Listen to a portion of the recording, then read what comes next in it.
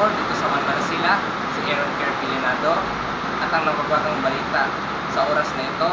Sama ba o nakabuti ba sa estudyante? At live mula sa atuang resident journalist na si Jael Jairus Buada sa Malasila National High School, nag-interview. Jael Jairus, ikaw na bahala dyan.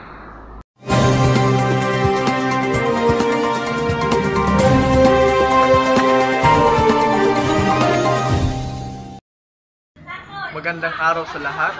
Ako si Jael Jairus Buada, ang local journalist ng Malasila Vocational and Technological High School.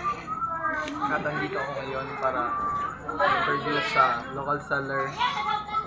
Maaari ko ba kayo magpakilala? Ako nga po pala si Evelyn Biang, isang tindira dito sa kantina ng Malasila High School. O question? So ngayon, auntie, may tatlo kaming itatanong sa iyo. Ang unang tanong ay Bisaya lang tanong. Sige. Dako ba ang epekto sa suspension sa klase sa inyong negosyo diri sa eskwelahan? Ay, dako kayo. Dako kayo kay siyempre, dili mo rin ang tinda.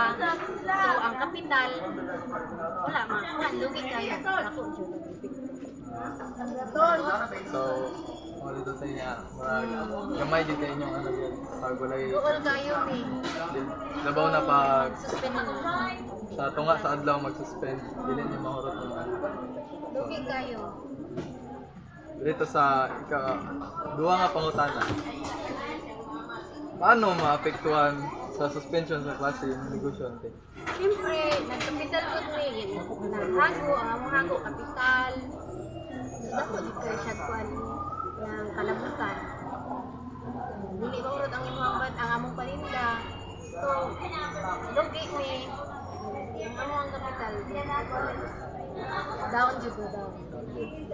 So, morning last nga pangutana natin. Na ba kay uban trabaho nga masaligan ug income kung masuspend ang klase kung sa ulan? Siyempre, dili man po pwede nga isa lang jud ang imong dapat kuan. Dili lang kay isa lang yung mga saligan na kanilang kay kung parehas ano masuspende di madam jud madam kung wala na ilaing source nga kuan dili po pwede siyempre hindi tayo kinahanglan kuan gastuson dapat na jud ilaing nga source sa income. Salamat kayo sa mong oras te. May sabayan. Pagka mo na ning humat sa ano. So, andito ako ngayon sa aming library sa Malasila MVTHS. So, ma'am, first question ma'am is, sugot ba ka nga isuspend ang klase tungod sa ulan? Magandang tanong.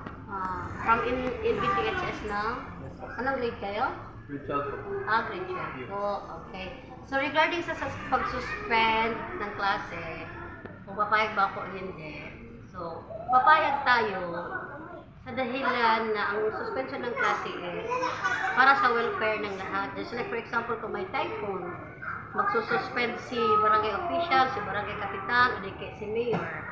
So, ang tinitignan doon ay kapakanan ng bata. So, huwag natin susuwayin sa dahilan na kung may mangyayari sa mga bata na yan, babalik sa mga guro. So, whatever will be the order from the local government unit regarding suspension of classes, we have to adopt for security purposes. Yun lang po. So, ito ang pangalawang question, ma'am. Miskan iniga-suspend ang klase, ma'am. Gato ba gyapon mo sa eskwelahan?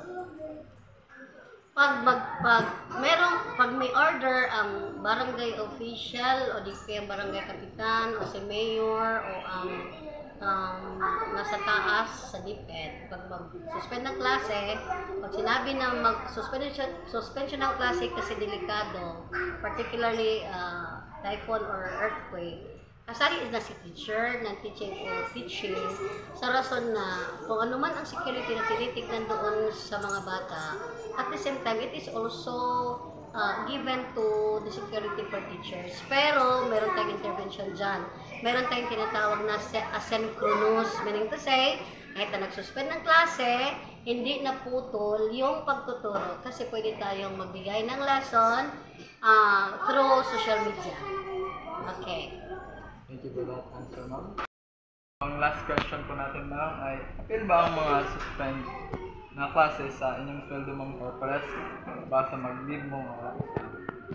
Ang pag-leave kasi, kung mag-leave ka kasi, may mga leave na may sweldo, meron ka na patuloy yung sweldo na hindi ka unpaid, pero hindi mga leave na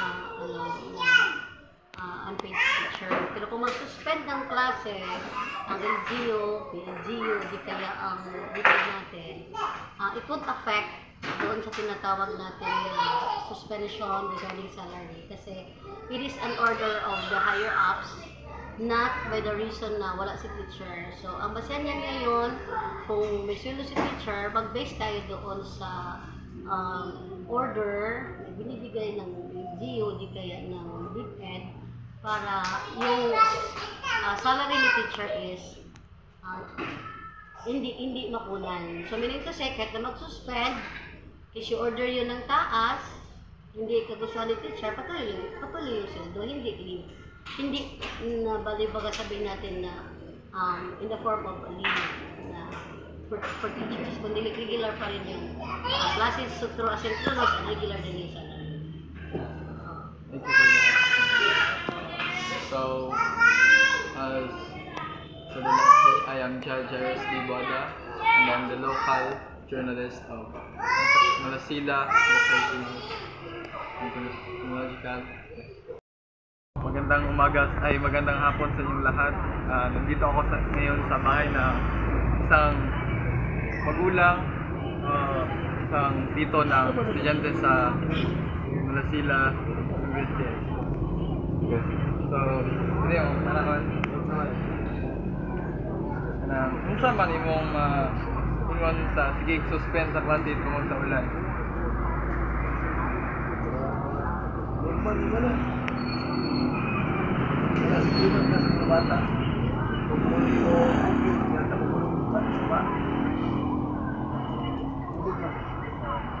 Pila man ang imong mga nag-eskwela nga anak ko? Duha. Ako na